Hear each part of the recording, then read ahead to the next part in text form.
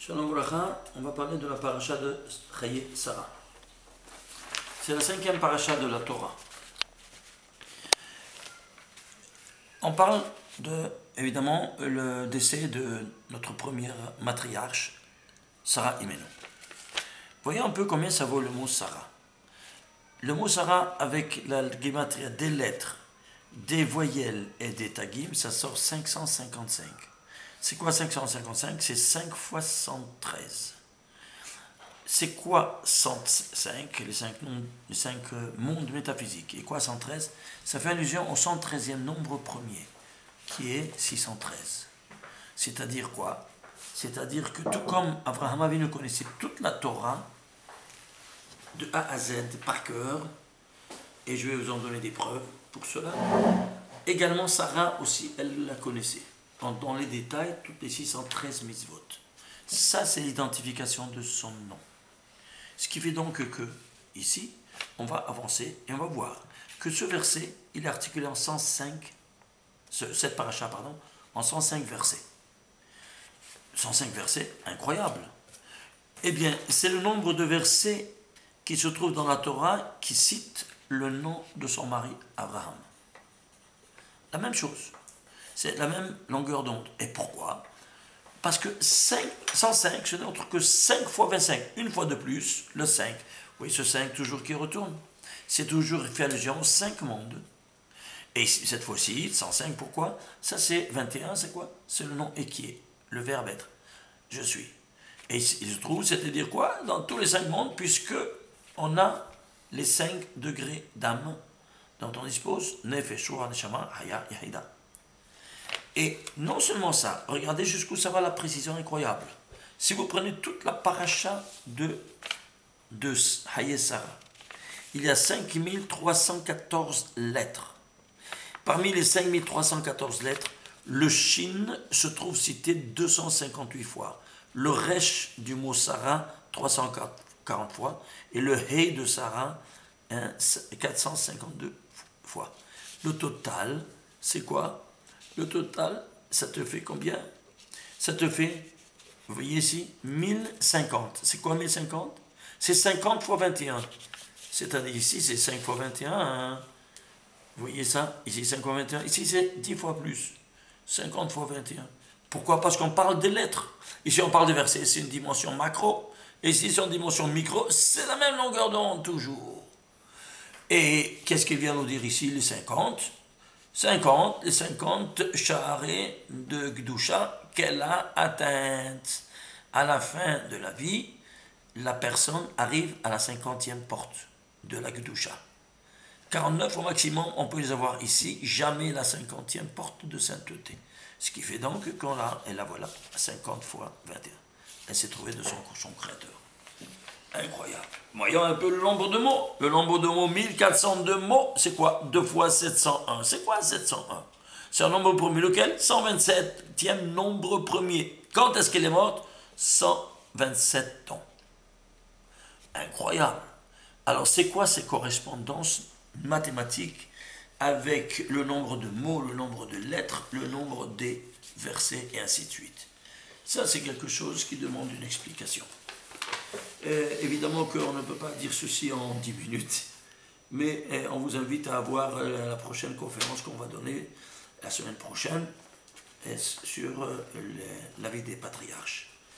Ce que je peux vous donner ici, un petit exemple de comment la Torah nous parle. Je vais prendre ici un verset de la paracha qui nous dit que Eliezer, il reçoit l'ordre de Abraham, son maître. Il lui va chercher une femme pour mon fils. Et il lui a donné 10 chameaux et la richesse pour donner au cas où il trouve. Et il a trouvé qui ça, Rivka, dans le puits. Elle correspondait à toutes les requêtes qu'il avait faites au ciel. Et il lui donne, voilà, qu'est-ce que c'est écrit? Voyez qu'Acher, quand elle a donné à boire à ses chameaux, hein, l'ishtot, ils ont donné pour boire, il a pris Eliezer, Nezem Zahav Beka Mishkalo. Nezem, c'est un anneau en or, son poids, Beka, en or. Veshne Tzimdim, et 2 bracelets sur sa main. Asara Zahav Mishkalam, qui était de poids de 10 poids d'or. Qu'est-ce qu'on a besoin de spécifier? Combien de 10? C'est quoi ça? Nous dit Rashi. Shnei Tzemidim, 2 bracelets. C'est quoi? C'est le parallèle futur des 2 luchot. Asara Zahav Mishkalam, leur poids 10 poids d'or. C'est quoi? Les 10 commandements. Alors on nous met tout de suite dans le cadre de quoi? Le scénario du Sinaï. Et il lui donne un avant-propos ici. Alors ici, jusqu'ici, les paroles saintes de Rashi. Il nous a donné comme ça un indice. Continue-toi. Alors j'ai continué.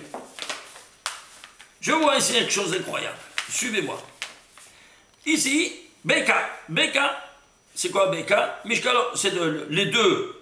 La boucle en or, elle était en Beka, leur poids. C'est quoi Beka? C'est une mesure de poids de l'époque.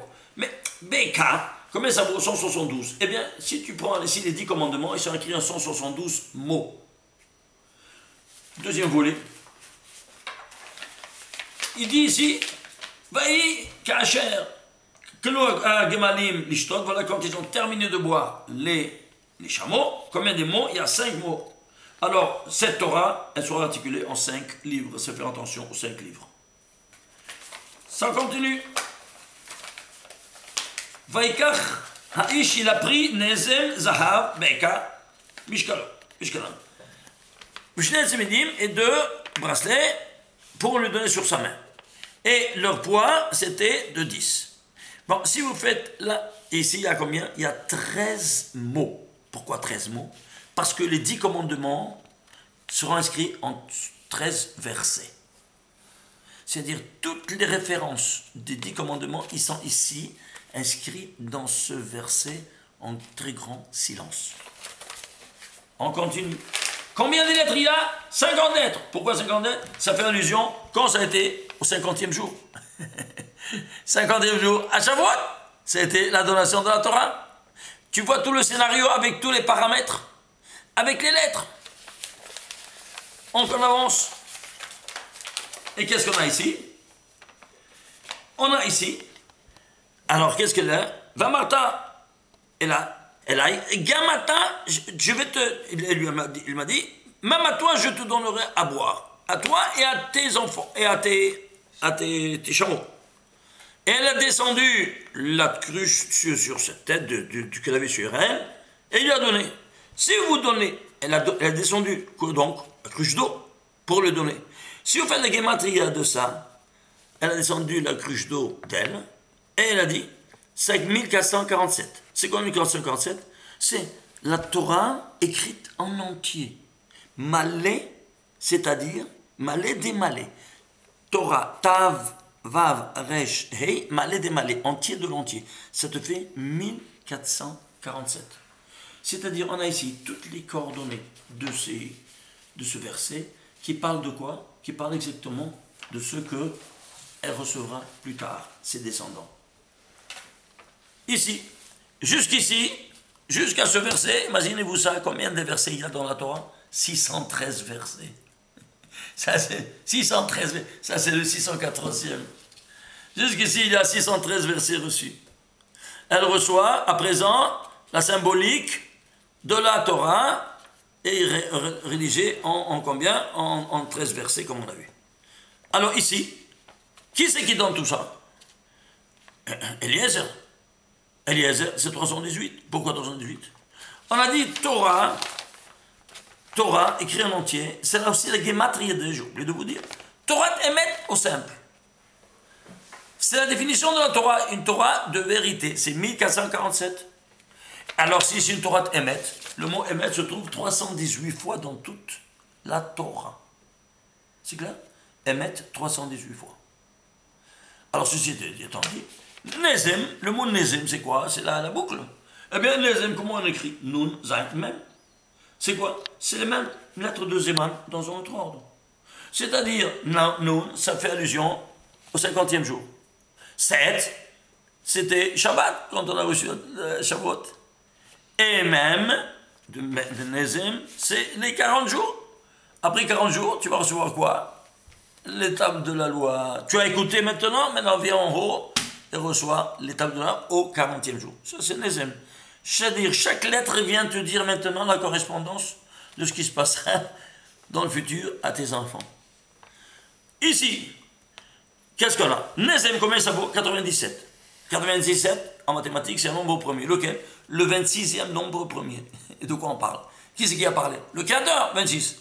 Ici, il est exprimé en nombre premier par le Nezem qui correspond à tous ces coordonnées-là reçus par le créateur. Incroyable, hein? Voilà, monstre.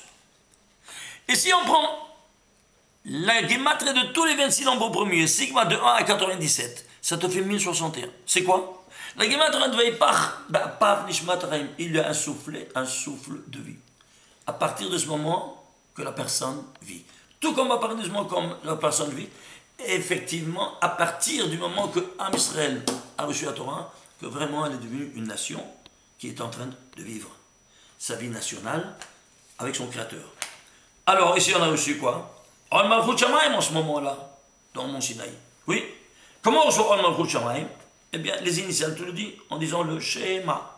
Alors, si tu dis Shema Israël Hashem Elokeinu Shem Echad, ça fait 1118. Si tu écris Rivka qui a donné l'eau, qui c'est tout ça, Rivka en entier, Resh, Bet, Kouf, Hei, 1118. Et pourquoi? Parce qu'on reçoit alors le Malchut Shamaim. Et elle, qu'est-ce qu'elle reçoit? Elle reçoit ce que recevront ses enfants dans quelques centaines d'années plus tard. Et ici, on termine, car ici, depuis ce verset jusqu'à Anochi, il y a 1441 versets. C'est quoi 1441 versets? C'est 11 fois 131. Et c'est quoi 131? C'est l'ange de la mort. Qui le fait fuir, quoi? Les Ketoret. Ici, on a reçu la Torah, et la Torah est comparable au Ketoret, quand tu étudies et tu la pratiques. Et c'est ça qui fait fuir l'ange de la mort. À partir de ce verset jusqu'à ce Anochi, 1441 versets. 11 fois 131. Incroyable. Et on termine. Tout le verset, combien il vaut maintenant? Tout ce verset fabuleux qu'on vient de voir. 4859. C'est quoi 4859? C'est 43 fois 113. 113, on a vu que c'est le 613e nombre premier. Et donc, de nouveau, on parle de ça. Tout le verset, c'est toutes les valeurs numériques. Maintenant, Guématria en parle. Ok? Et c'est quoi 43? Le 43. Vous savez, ce verset-là, je parle du 24e chapitre, 22e verset. C'est clair? De Bereshit. Allez voir, et ça correspond à 4859. C'est quoi 43? 43, c'est le paramètre de la délivrance. Comme vous savez, au bout de 430 ans, on était délivré d'Égypte. Amassé c'est 430, ici c'est 43, mais c'est simple. Parce qu'il y a une délivrance micro-individuelle et une délivrance macro-nationale. La délivrance micro-individuelle, c'est quoi? Quand le fœtus il sort de la mère. Il y a une délivrance ou pas? On parle proprement dit de délivrance. Ah oui, parce qu'il était prisonnier. Alors, quand est-ce qu'il va être délivré? Alors, la médecine nous dit que de la 38e semaine à la 42e semaine au maximum. Deadline, après quoi? À la 43e semaine, les os amniotiques se transforment en venin et ils sont dangereux pour le gosse comme pour la mère. Alors, il s'impose immédiatement une opération chirurgicale, une césarienne, qui libère le gosse. Quand le premier jour de la 43e semaine, ceci au niveau micro-individuel, c'est en dizaines. Ceci au niveau macro-national, en centaines. Ceci au niveau micro-individuel, en semaines. Ceci au niveau macro-national, en années. Alors le cas 43, c'est le paramètre de la délivrance. Peut-être ils sont chanceux, c'est barbu, peut-être ça colle. Allons prendre, voyons un peu d'autres correspondances. Nous, on sera libérés de la prisonnier de la poussière de la terre à la résurrection des morts. Eh bien, grâce à quoi? Eh bien, grâce à un os qu'il est impérissable. À partir de cet os, il y aura la résurrection des morts, qui s'appelle le Luz. Combien c'est Luz? Lamed Vav Zaim 43. On a été tous témoins à notre génération. Quand a été libéré le Kotel, la Kever Rachel, Shrem, tous ces endroits sacrés, Hebron, c'est la guerre des 6 jours. Ouais. Et quand ça a été le jour de la délivrance du Code de ça a été au 43e jour de l'Omer. Et l'Omer se compte par une autre délivrance qui est macro-nationale de 430 ans. 430 ans plus 43, c'est maintenant notre génération, tout se libère. C'est le jeu du hasard, dites-moi vous? Non. Alors c'est quoi? 43, c'est le paramètre de la délivrance. C'est pour ça que ici, on nous l'indique par la gématria de tout ce verset, qui n'est autre que 4859, qui est 43 fois 113. 43, le paramètre de délivrance, 113, ça fait allusion à quoi? Au nombre premier qui est 613, qu'on nous recevrons plus tard, les 613 mitzvot. Le tout dit en 50 lettres, en 13 mots. Il y a d'autres choses à vous dire, mais on vous laisse pour la semaine prochaine, on se revoit. Shabbat, shalom.